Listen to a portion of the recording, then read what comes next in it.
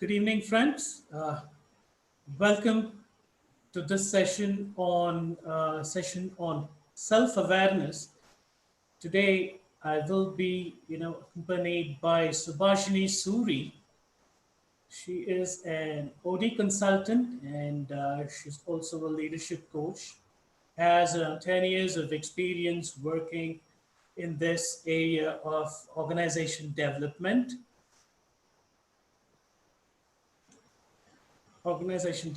So I welcome Subhashini and welcome Hi, Venkat. Subhashini.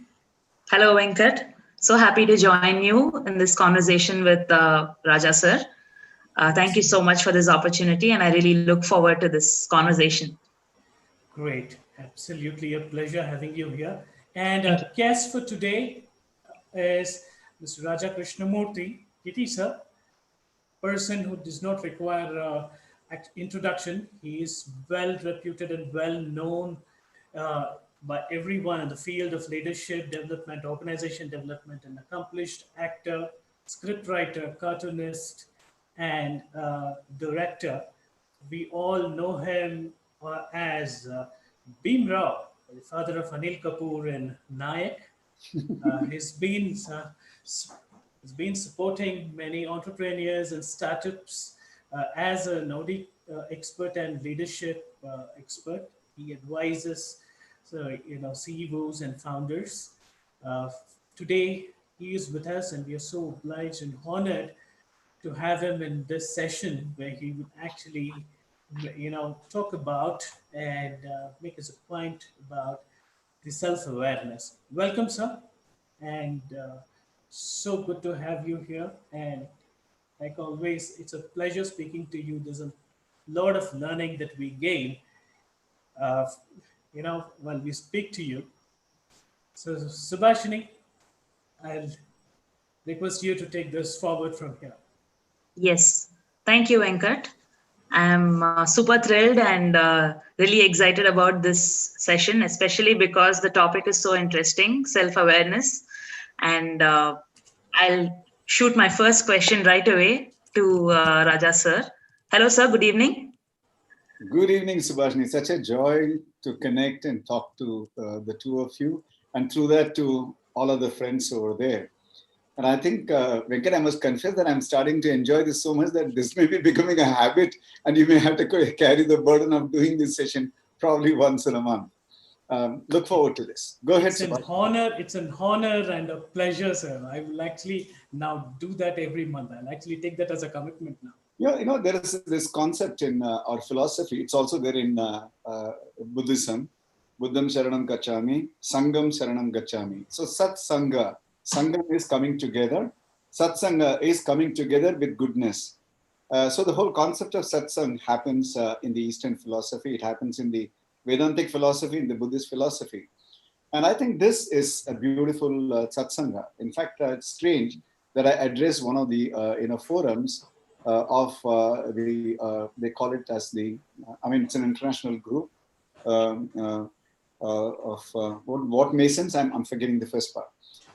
I just did a month and a half back, and that particular group was called as satsang. So I think this is a satsang that we are on to.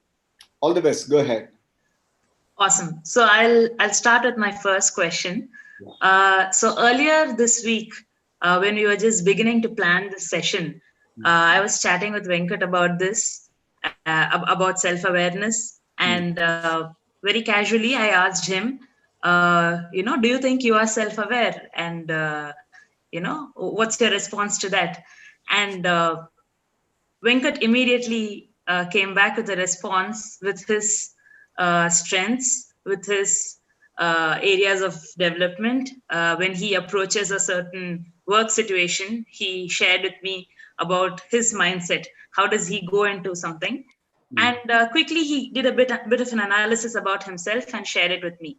So that's when it struck me, is knowing about your own strengths and your areas of improvement, self-awareness, because you're sort of aware about your own capabilities. Is that what it is? Is that close to being fully self-aware in your opinion? Yeah, I think that's a terrific question for this conversation to begin with.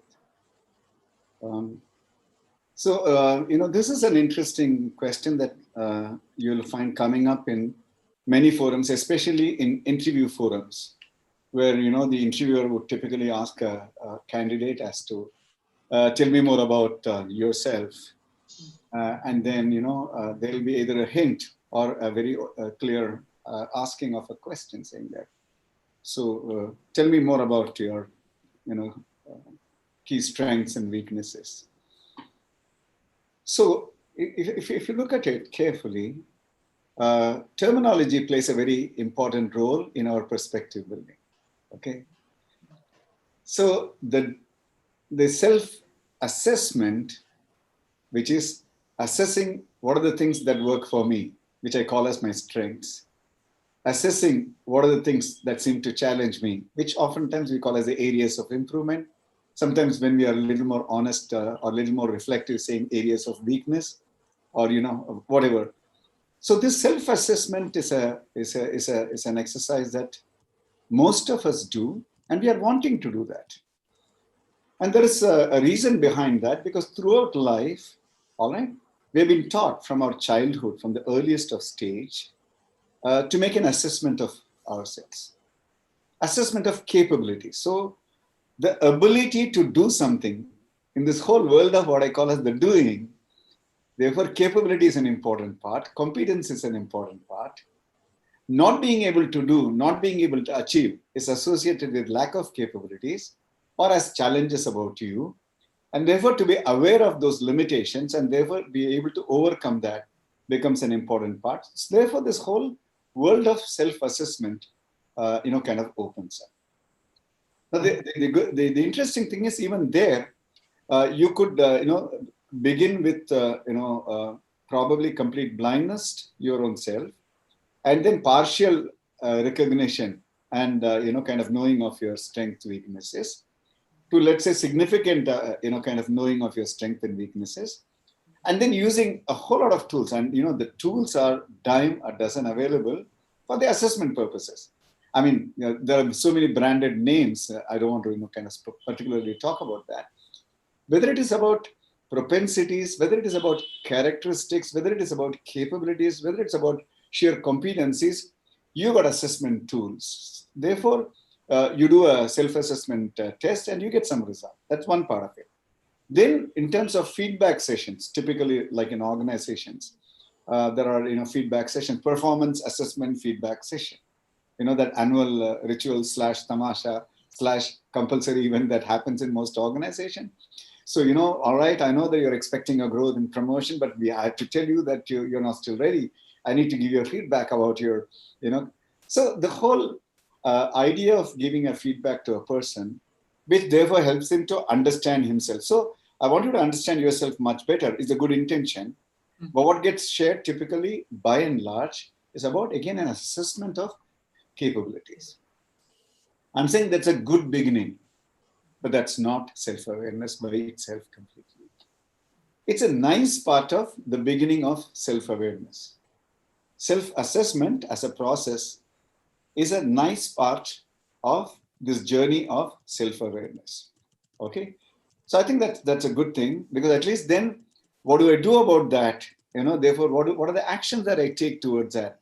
Are there some processes which will help me to move towards closer to that? I think all those things will get facilitated, helped by this first step or the first few steps, which is self-assessment before, kind of self-awareness. I'm not even saying self-assessment in the pathway of self-awareness. That's okay. Then comes, I think, an interesting point when I think the clarity, if it falls into place, saying that it's not just about how I am doing or what I am doing and how well I am doing. It's about how am I as a being. Then I think then a shift takes place. I think that is the interesting, beautiful combination. Sure, all of us are part of roles in life, no question at all. We are chosen to be in social systems, from the family level to society level to organizational level. Inevitable that if you are into a social structure, you got to be in roles. So, somebody is a wife, somebody is a husband, somebody is a dad, or a combination of all of that. Somebody is a student. And obviously, the moment you're into roles, one of those 8 criteria of roles, which is expectations fulfillment, comes in. Obviously, the moment expectation fulfillment comes in, capability to deliver that comes in. And therefore, that capability of of playing that role becomes an important part. So you're very efficient in managing that role. Okay, in terms of delivering expectation, is hinging on this fact: how well can you make a self-assessment? I'm saying excellent. But role and expectation fulfillment about performance is again the world of doing. Good. So do that very well. That makes you, a confident, good role holder. But then to discover the larger you that you are, you're also getting into discovering the being that you are. And I think self-awareness is therefore that larger discovery of the being that you are, into which your role or your many roles are parts of that. But the whole is much, much, much larger than those parts. So self-awareness is a much larger canvas. I think self-assessment could be probably a territory in that. And therefore, we are talking about, the journey and the exploration of the whole space when we talk about self-awareness. So I think as I'm talking about it, I'm smiling because I'm recognizing again the power and the limitation of language, So, I'm able to talk about what I call as a world of metaphor, and to be able to talk about that. And that's the beauty. When it comes to the larger meaning making of life, necessarily metaphor, which could even sometimes sound philosophic or poetic, has got to come into play. That's because life itself is so large, okay? And therefore, for us to find that, that smaller space of our role, all right? Self-assessment definitely helps tremendously. But to get exposed and enjoy this, the humongousness of life, I think self-awareness makes a difference. Wonderful, sir. Thank you. Thank you for that. I think what my mind is thinking right now is, by the end of this session, I hope we get a small slice of understanding the entire gamut of self-awareness. We have made a beginning now. So I think by the end of the session, some more questions will get answered. So Venkat, over to you. Exploration has started. Now let's see. Yeah, okay. Actually, this forces me to ask another question related to this. We talk about self-reflection also, right? Now, this self-assessment, this self-reflection, self-awareness. Does self-reflection also, a part of self-awareness? Okay. Good question again. And it's a very meaningful question. All right. So look at this. In a way, assessment is a process, a way of doing things. Reflection is a process, way of doing it. So for assessment, which is typically an evaluative process, there is an interesting way of managing that process. So let's call it as the process that helps another process, or let's say an element or a sub-process which helps one important process. Let's say, suppose you are saying that, yeah, I'm cooking today. Then what you're actually saying is, I'm going to wash vegetables, I'm going to cut vegetables, I'm going to, create a mise en place, and I'm going to grind my, coconut. I'm going to keep the, curry paste ready. There are a whole lot of things. Cooking is that larger thing. So suppose you therefore take self-assessment, okay, as a process. Like we talked about, you could have some very system-oriented kind of self-assessment. You may have tools, and those tools could be digital tools, or whatever kind of tools. You may apply those tools and do some evaluation on them.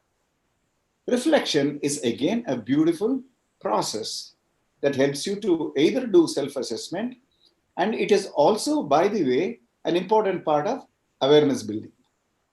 So what is reflection all about? Then we come to that particular question. Reflection is the ability to look at yourself, okay? So when you look into a mirror, there's a reflection. You look into clean water and show you a face, there's a reflection. So I think normally the word reflection is associated with this phenomena of being able to see as it is. So what is this being able to see as it is? See, all of us are people with a sense of self-worth, with a sense of self-pride, with a sense of value, and probably in whatever form, certain feel good, which could be, kind of our positive ego, as some people describe it, all of that. And that is a very good friend. And that is also a very good protector. You know what he does? That sense of pride, sense of self-worth, he protects you from seeing your reality a lot of times. So as a thought comes, it says, no, you're terrific, don't worry. No. That's not your problem, it's somebody else's problem. So sometimes you've got to ask this friend, hey, stay away, man. Thank you so much, okay? My sense of self-worth, my sense of confidence, all that is good. Right now, I don't require you. Right now, what I require is a mirror, not a cover-up, not an armor. Because unless I take this armor, I can't see myself.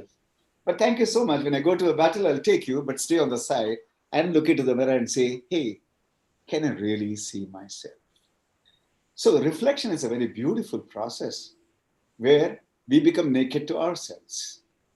And in that nakedness, taking away all our armor and defense mechanism, we are able to have a very authentic, very integrity-based kind of look at ourselves, our transactions, our experiences, and are willing to identify ourselves as the source of the causative factors of anything that happens.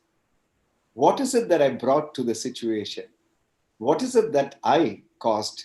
What is it that I could have done about anything, taking that accountability, ownership, and then very, very honestly reflecting about it, taking away the judgment from me, about me, taking away the judgment about the other, whatever, purifying that whole process and examining that.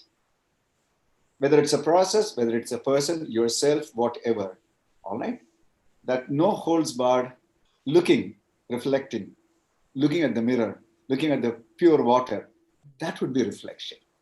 And I think that's a terrific thing. I think one of the wonderful qualities for good assessment and good awareness is a reflection. So in the Eastern philosophy, when they talk about self-awareness building, they talk about three very important parts, okay? Shravanam, Mananam, Nididhyasanam, okay? These are beautiful terminologies. So part of Nididhyasanam is the willingness to sit on and pay attention to yourself without any kind of frills. So one part of that you could use that we can talk is the quality of reflection that we're talking about. Yeah. So self-reflection is a beautiful and very essential part of building, a unbiased assessment, as well as in this larger canvas of becoming aware. Reflection is a very beautiful process. It is the purity of being able to look at yourself, period. Yeah. Beautiful. Okay. I would like to, with your permission, I would like to actually play a 3-minute clip from movie. Okay, this reminds me of a specific conversation which we had, and it also comes after listening to your the previous question, the answer to the previous question, the way you explained self-assessment and how important is self-reflection. So I would like to play that clip and then probably ask the question that I have in mind. Yeah, sure. Just Sure. just one moment.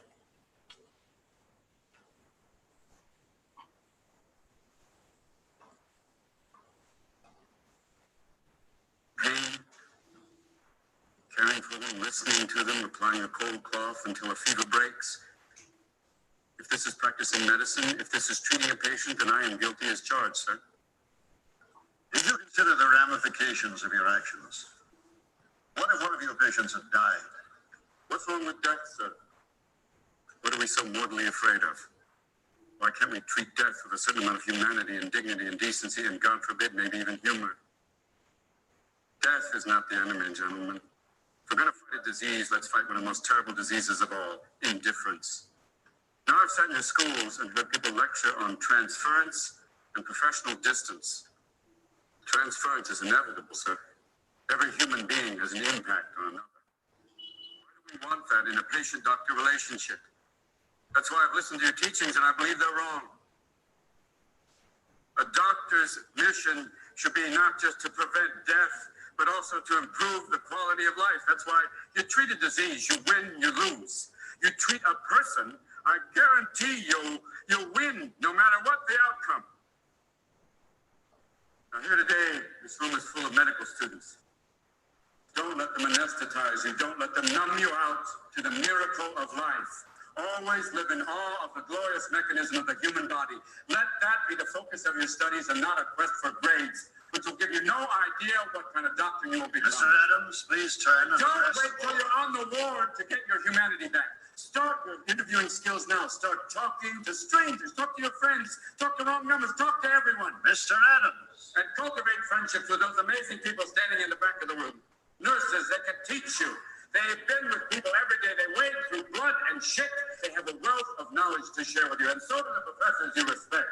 The ones who are not dead from the heart up. Share their compassion. Let that be contagious. Mr. Adams, I demand that you turn and address the board. Sir, I want to be a doctor with all my heart.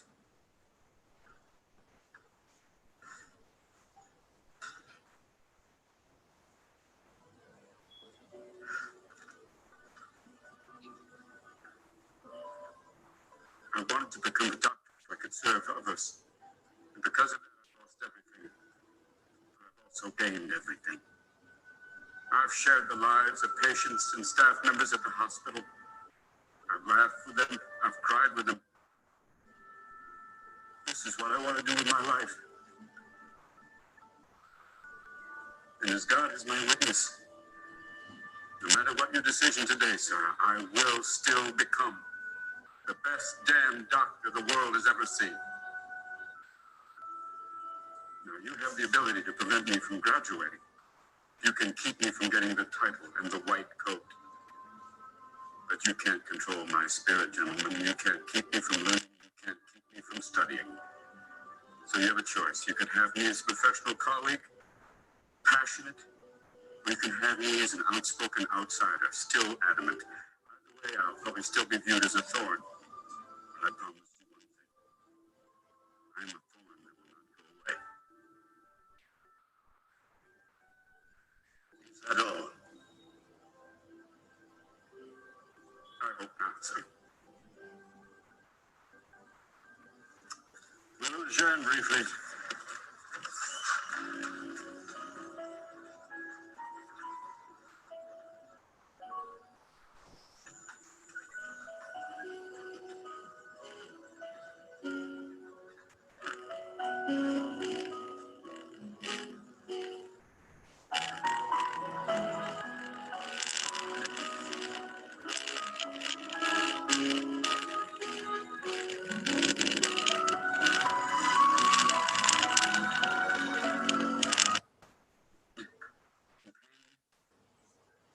Caring for them, listening to them.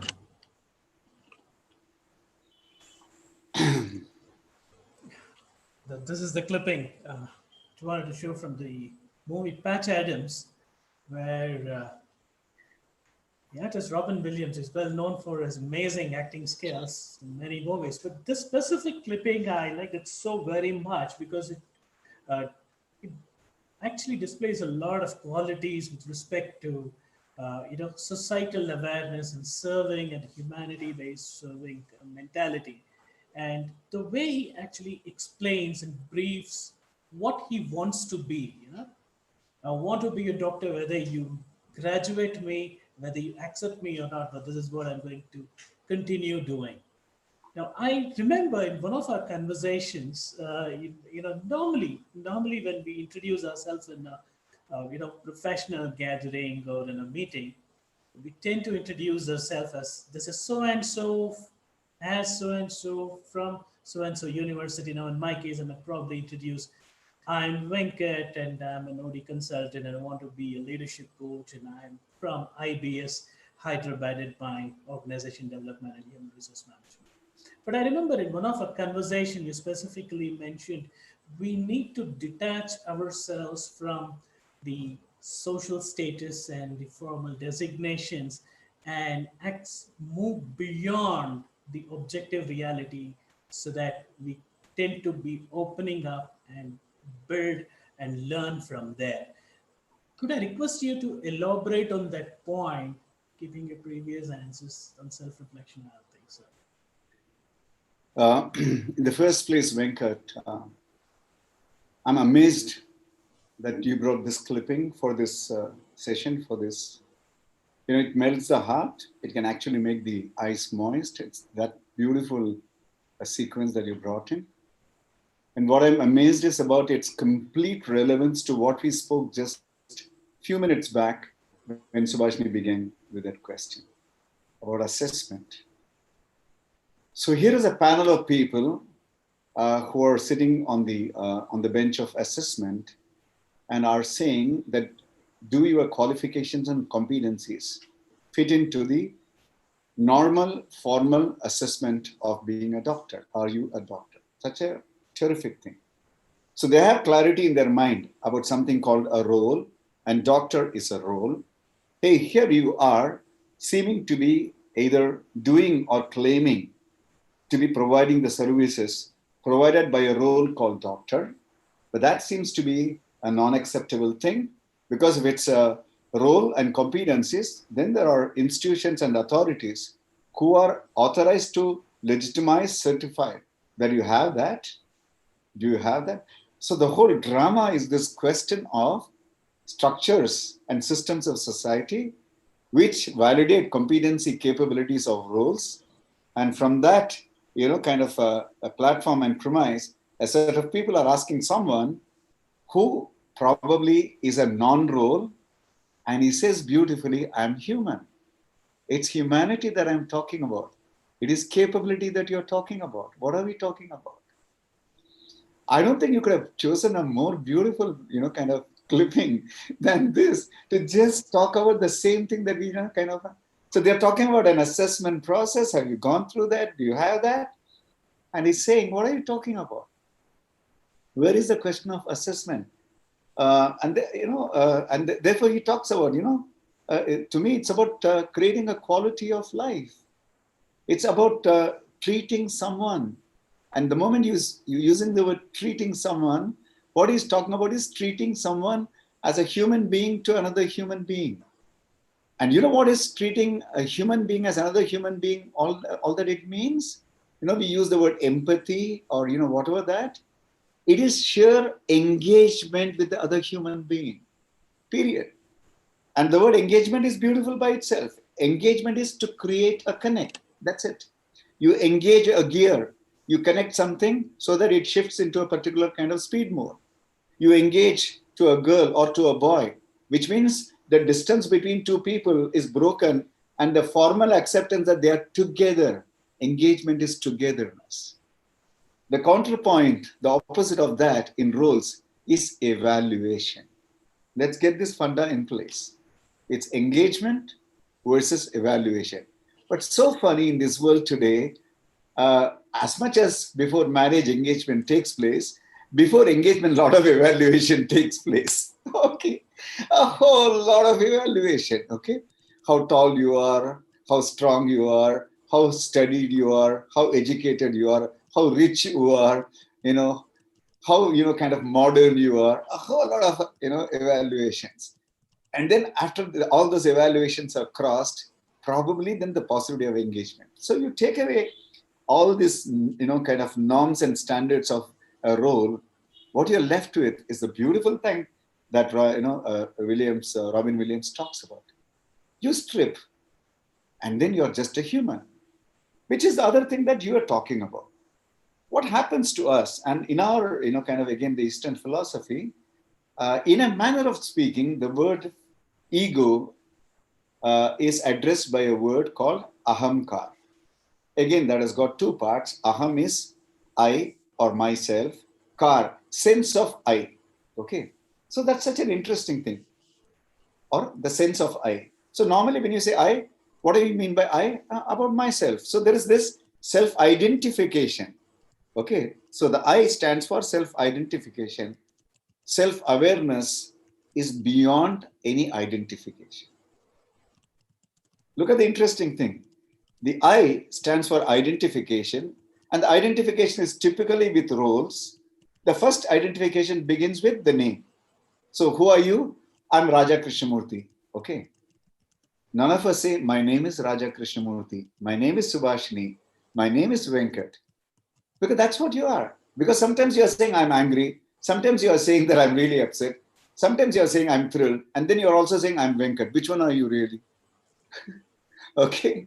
You know, our language is so funny. All right. So are you Mr. Angry? Are you Mr. Happy? Are you Mr. Upset? Are you Mr. Thrilled? Are you Mr. Venkat? Then you suddenly realize that, hey, you know what?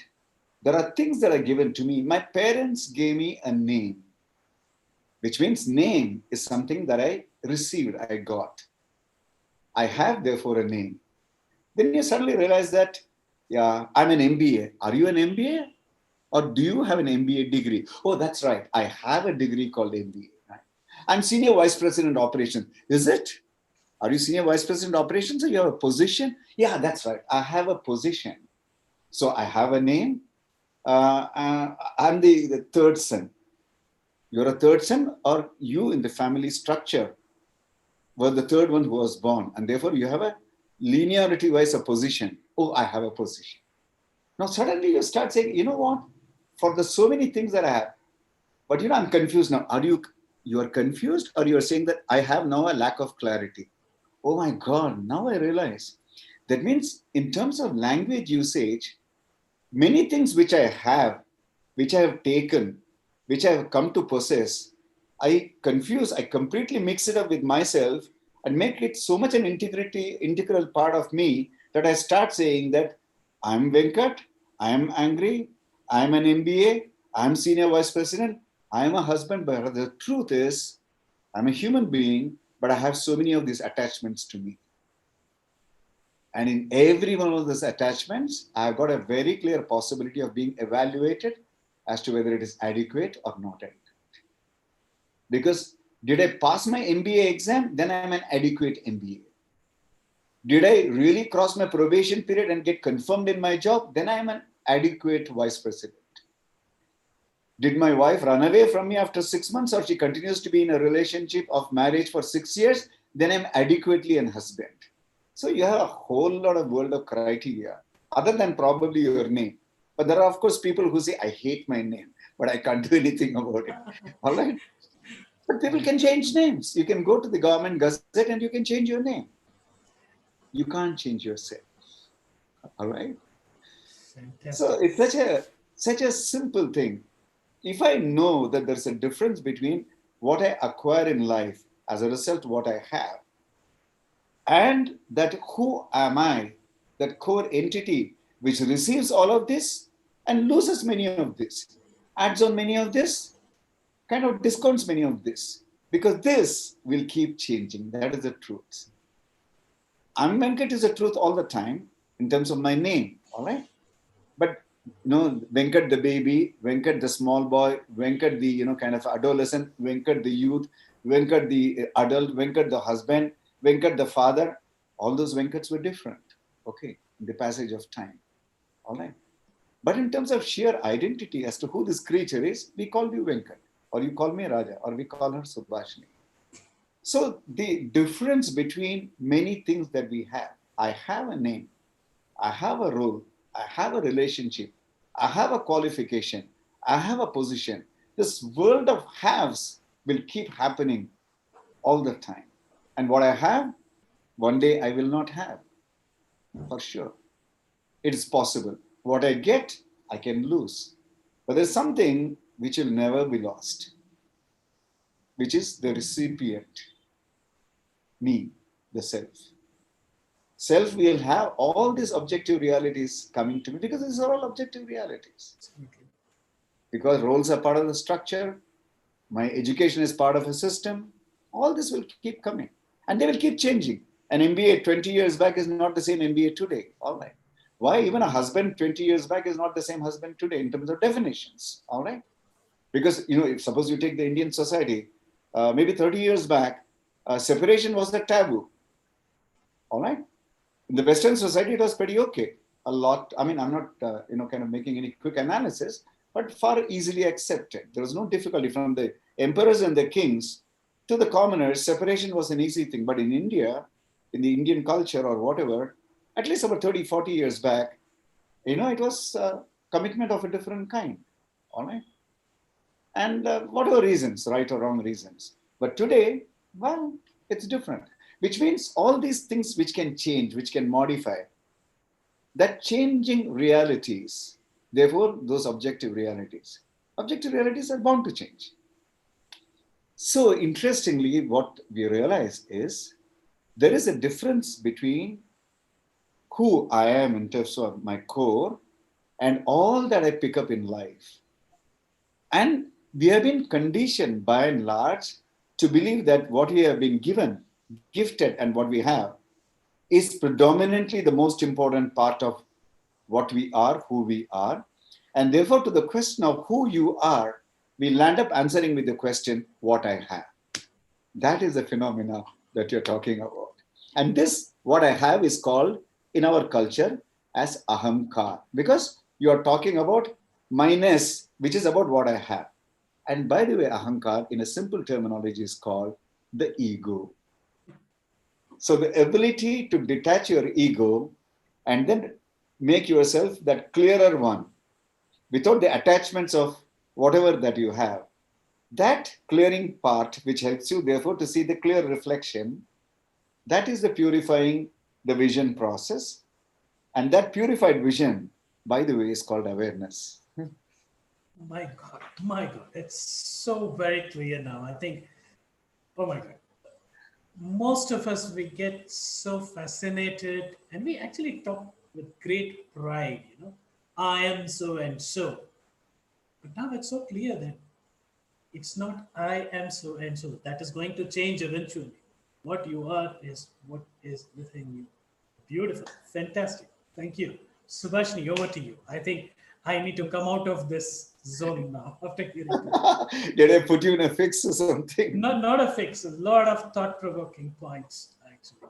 Okay. Yeah, thank you. So, sir, I was wondering, when you mentioned self-reflection, and there's something that I experience where in this attempt to become more self-aware. So as I try and become more self-aware, I see that I watch myself more. I see that I become more conscious of what I'm saying, what I'm feeling. So I sort of observe myself in a given situation, and it helps me most of the time. I feel that I'm one step closer to self-awareness than if I'm just reacting impulsively. But what I want to understand is, am I on the right path to become more self-aware? Now, this seems like a lot of work to always be conscious.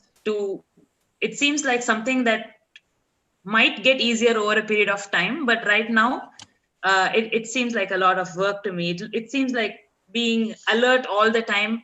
It's a very conscious process. It is not coming naturally to me. What would you say about that?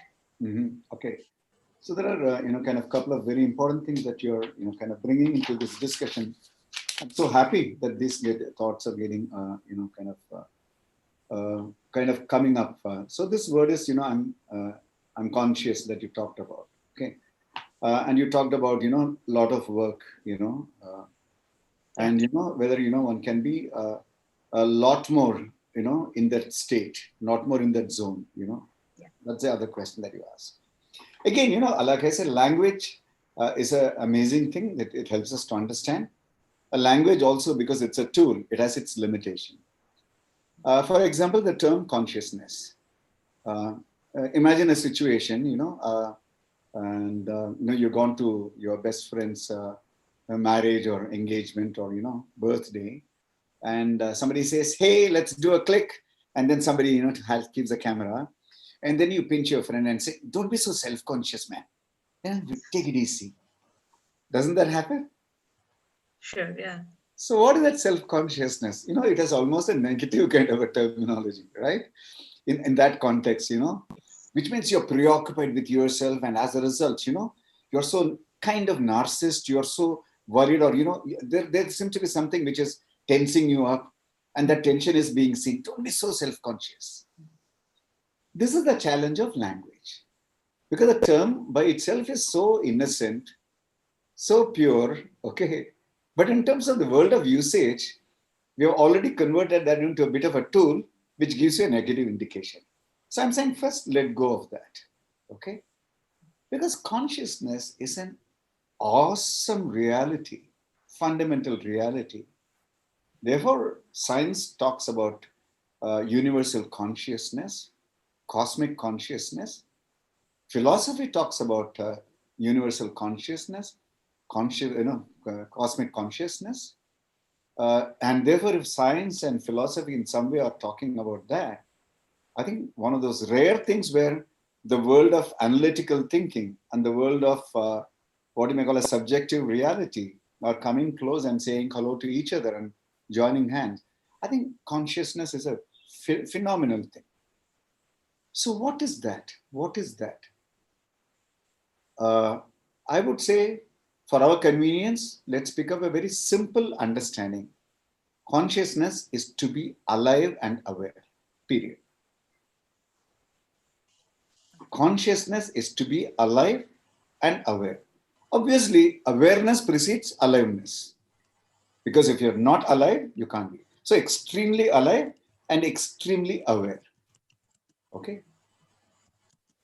So if you're not alive, the idea is to therefore get into closer, deeper understanding. So if you're not alive, the normal logical, kind of variations of alive is, if you're not alive, then you are dead.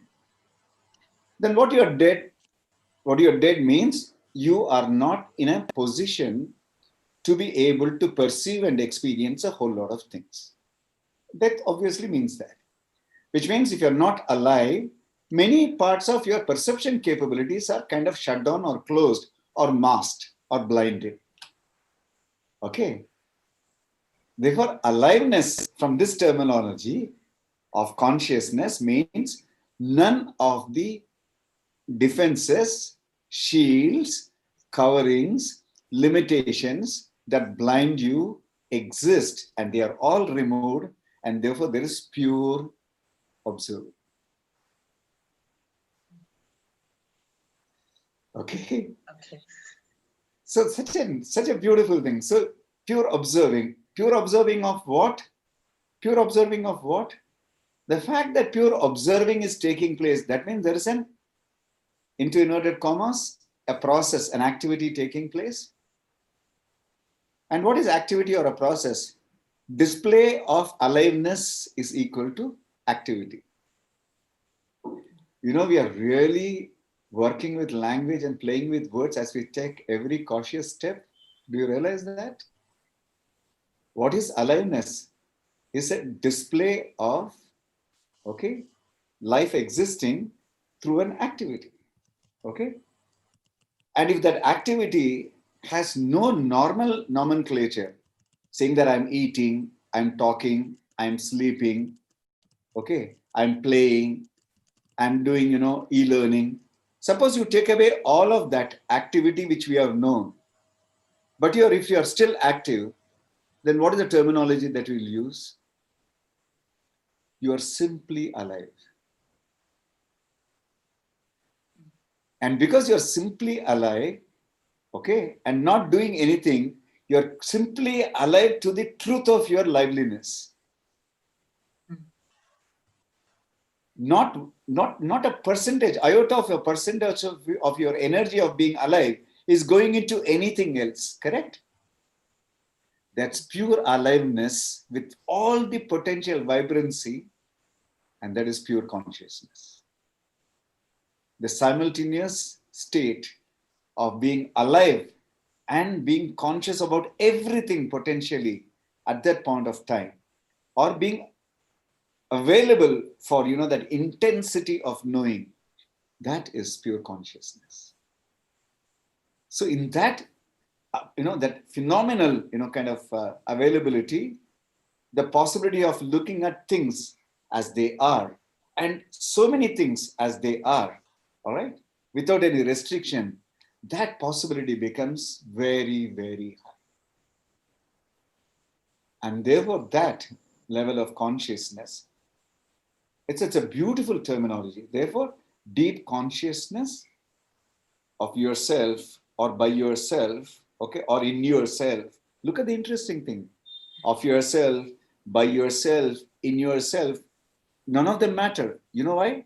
Because you're not different from that entity which is doing that, conscious observation.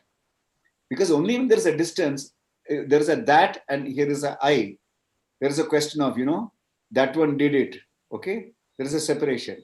But this is the source and this is the experiencer and this is the experienced.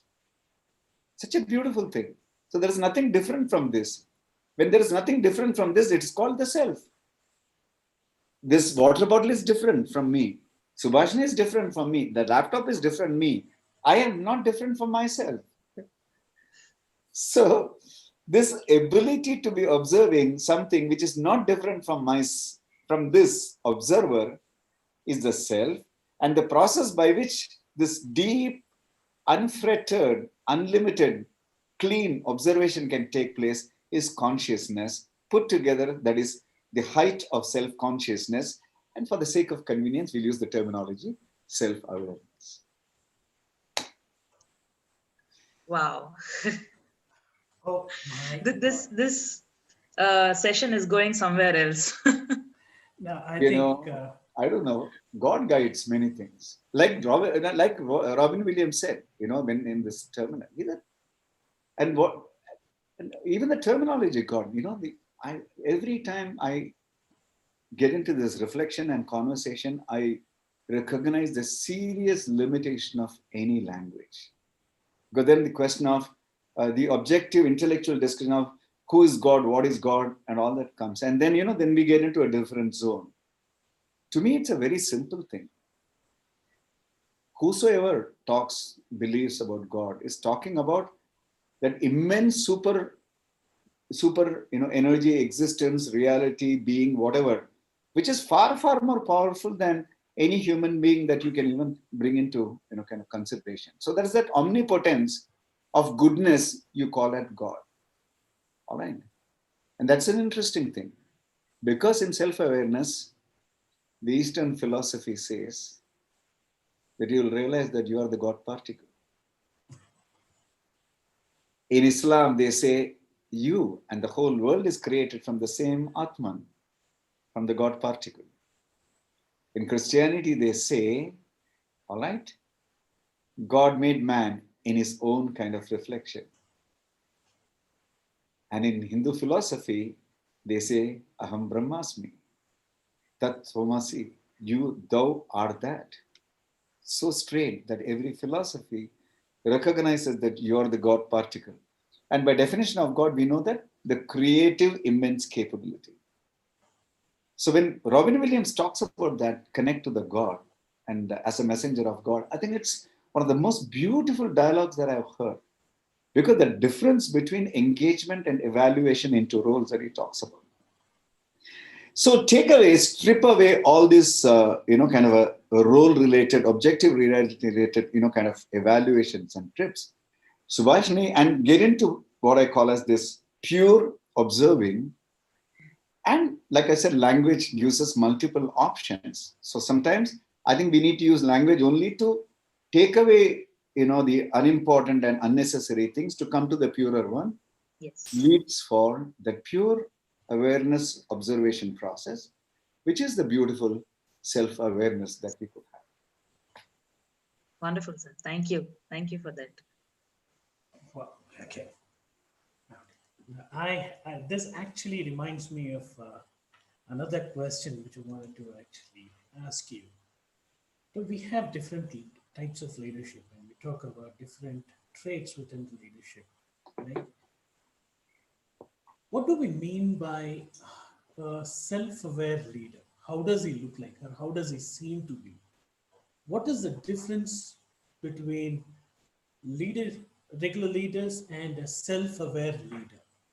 How is it important for an organization from the business context?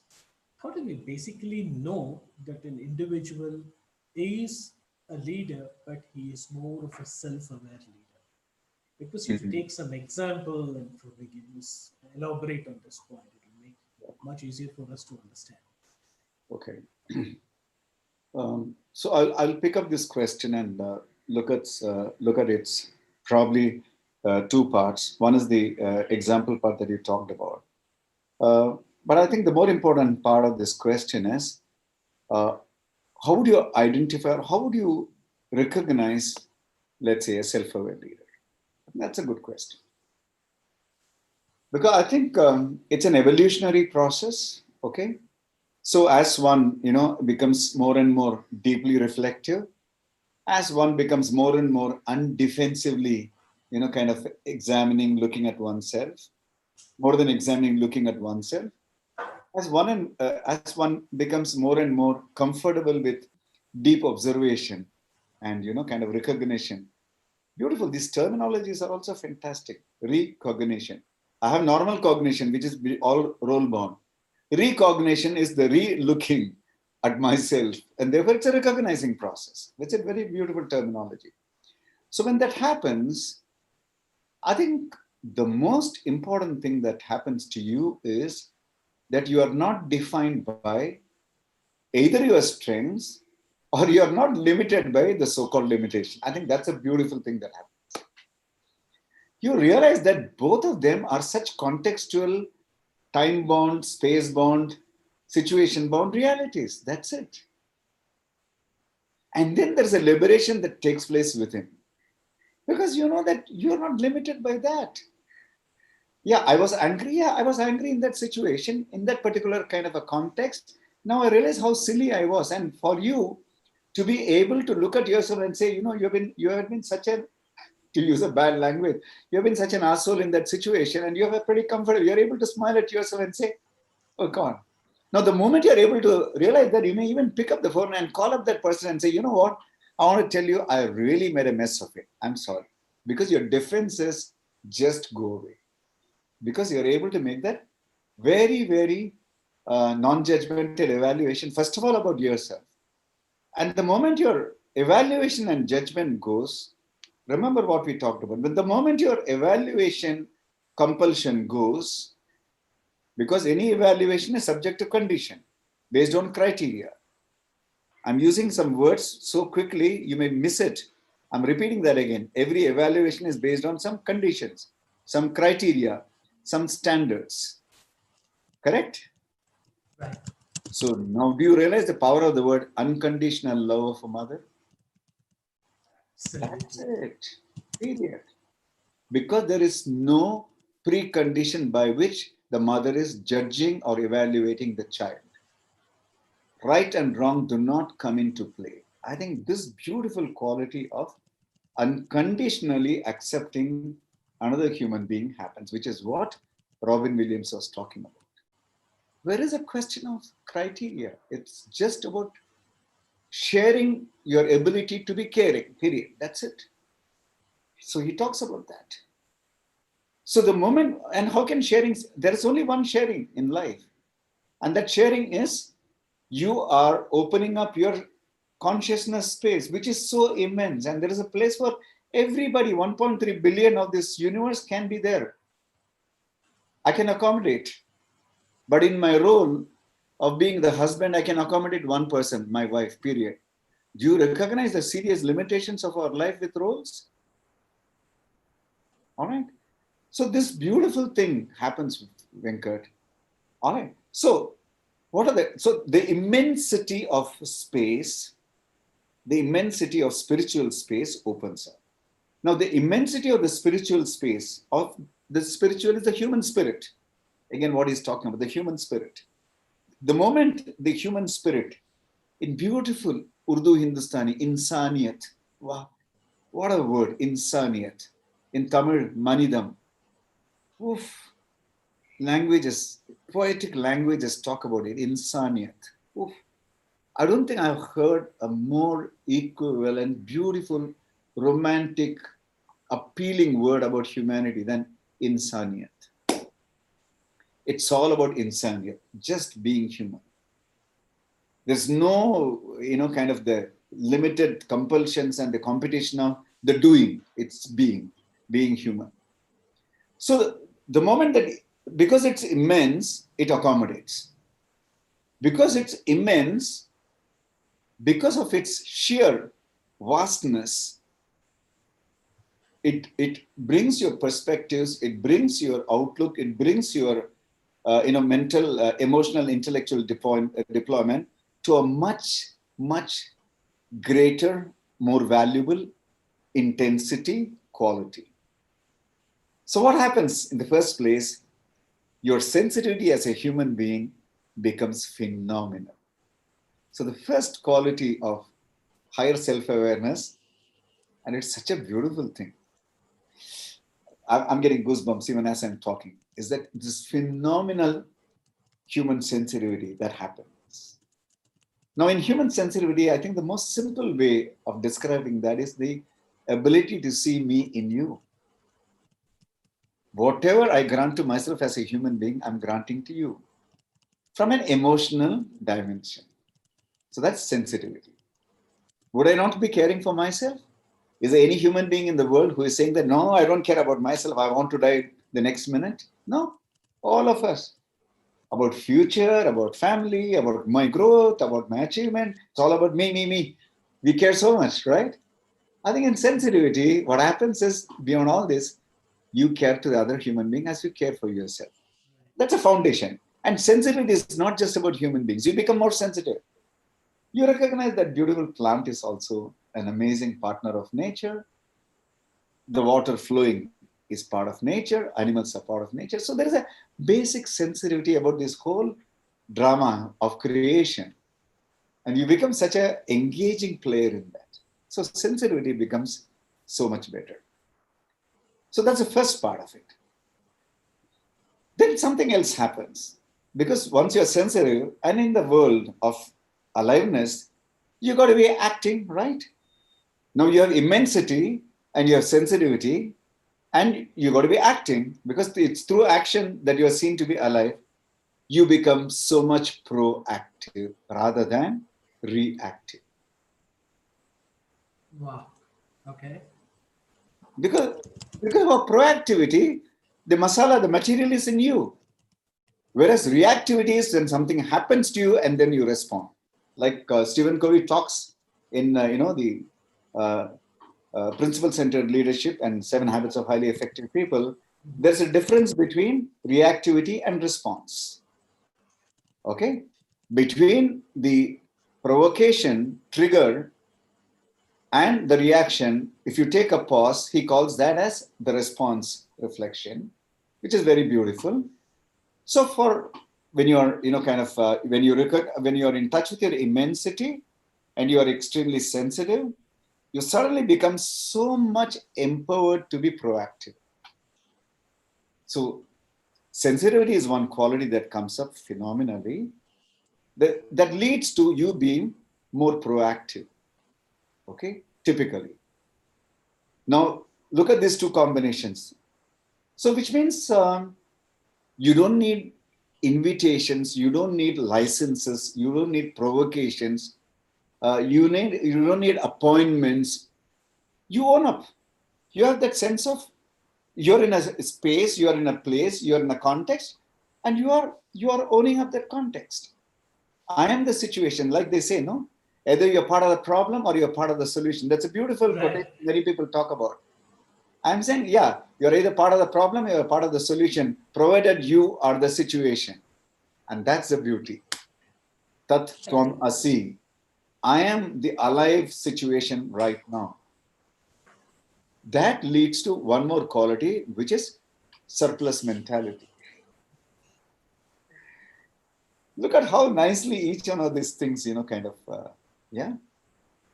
So you recognize the immensity of your consciousness. You see yourself in others, therefore sensitivity builds up. And along with the sensitivity, the ability to act, proactivity builds up. And proactivity and sensitivity are phenomenal things which makes you actually a surplus mentality person. And like I keep quoting, and please give me the license to quote because it's in Tamil, but I'll translate. Just a few days back, I'd been to a very senior, kind of government official's office. Mm-hmm. I went to the office of the Director General of Police, Tamil Nadu, Mm-hmm. and I had a beautiful surprise for me there. I had a very graceful, nice meeting with him. It was about a socio-political context, but I wanted the audience with him. So in that waiting room, which was a very beautiful room, as I entered, to my surprise, I saw in front of me one of my biggest idols in my life, Mahakavi Subramanya Bharatiya's photo. Okay. Subramanya Bharatiya, one of the greatest poets. And below that photograph, Venkat and Subhashni, was this beautiful caption, quote from him. And again, my heart melted, And that quotation was in Tamil, Niye Kadavul Yendru Unar. Recognize that you are the God yourself. You know what it really means? It's very simple. It's connected to what we are talking right now. You are the ultimate creator of your own destiny. You have everything within you, which means you are a surplus entity. So this is the third quality that comes up. Immense surplus mentality. Why? Because God is all pervasive. He's all competent. He's eternal. Eternity, all pervasiveness, and fulfillment. That is a quality of the God element. In the Indian philosophy, therefore it is called as the Sat, Chit, and Ananda. Fulfillment is Ananda. Sat is the eternal reality or the truth. Chit is all pervasive because that is a universal consciousness and energy which is flowing all around. So what happens to the individual human being is, in touch with this amazing immensity, he becomes a very surplus-minded person. So sensitivity, proactivity, surplus-mindedness. So you're so resourceful.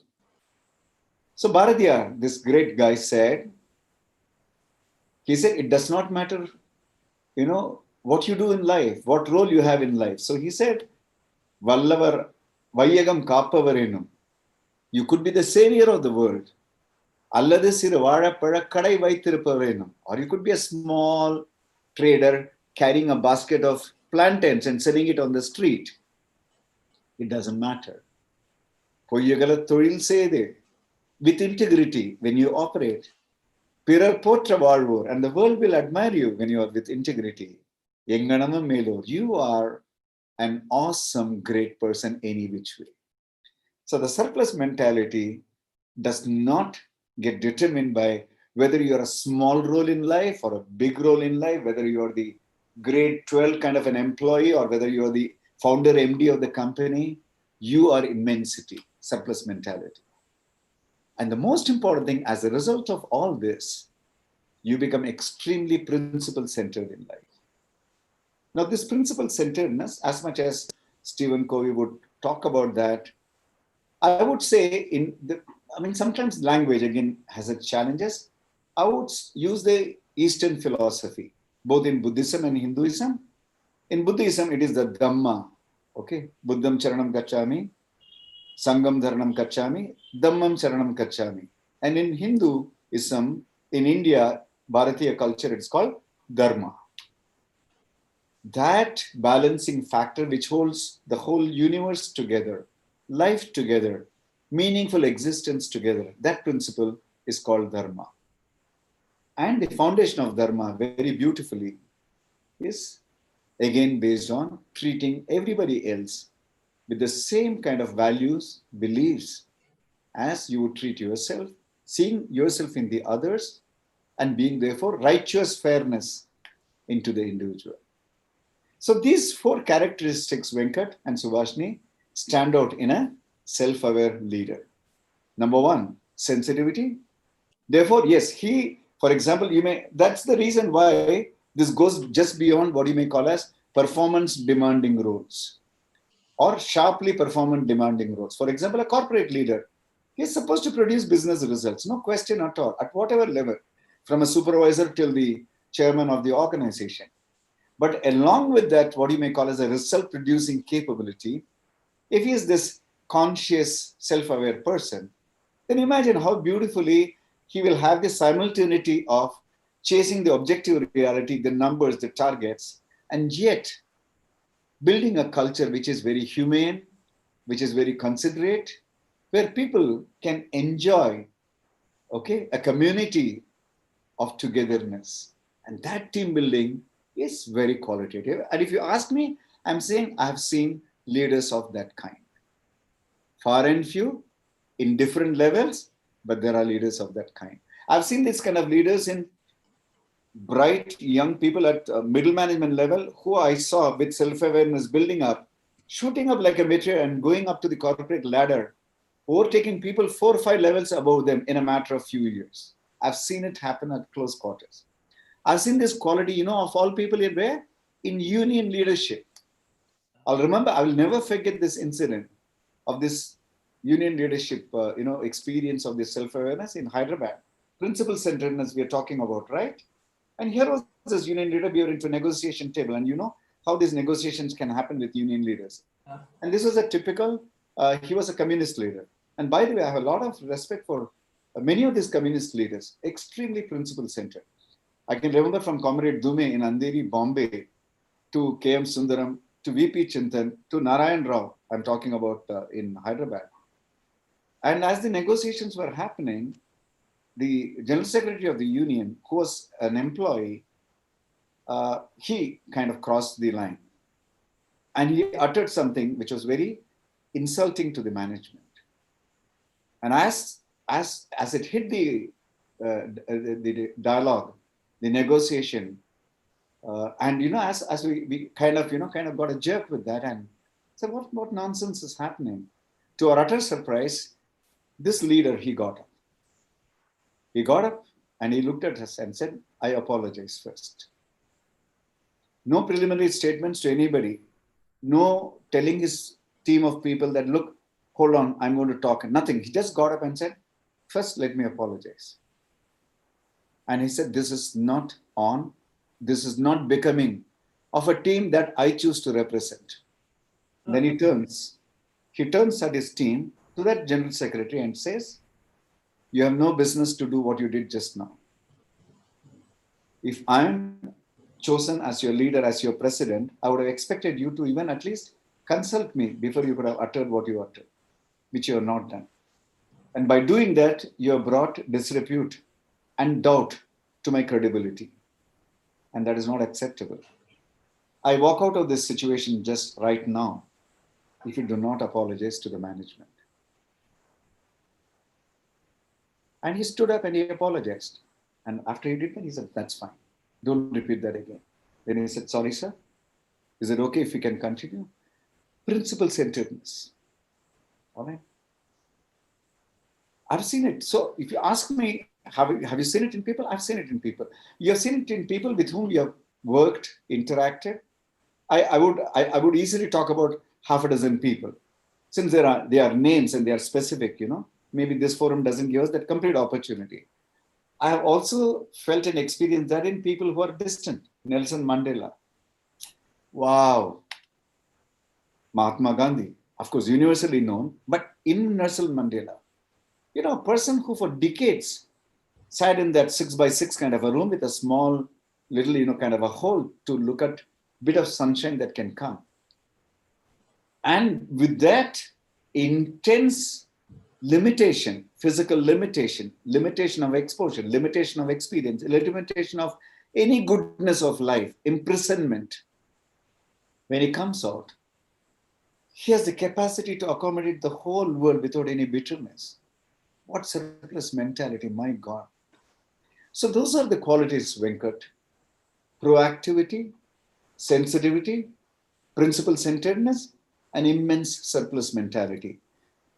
Therefore, self-aware leaders display these qualities a lot. And the combination of these 4 factors, and this is where I'm working, and maybe hopefully someday it will become a book, hopefully in the near future, where the qualities of the self-aware leader, and it can manifest into many combinations. Probably when we get into, kind of dissecting and putting that together, we'll talk about all those, types. Well, so the moment we talk about types, again, it goes into this evaluation modes and all that, but we'll not get caught up with that. Very nicely to be able to see patterns of self-aware leadership in action. Yeah. Does that make sense? Yeah. Absolutely. Actually, Yeah. reminds me because during my railway days, I did attend to one or two such union meetings. So I know the way the discussions happen. So the example that you gave, I was able to relate and So my grandson has brought me some cookies right now. Say hello to them and go quickly. Hi. Okay. hello. Thank you so Hi, much. Kabir.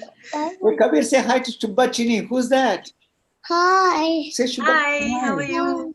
I'm good. And one cookie for them? Yeah. Oh, okay. Both of you now run. I'm into a session. Bye-bye. I'm into a session. It's a very serious business. Take this. Thank you so much. Subhashini, say hi to her and go. Hi. Yeah. Hi, Lasya. Okay, bye. See you. Thank you so much. Both of you out. Both of you out. No. I'm finishing this. I'll call you in 15 minutes time. Close the door. Close the door, sweetheart.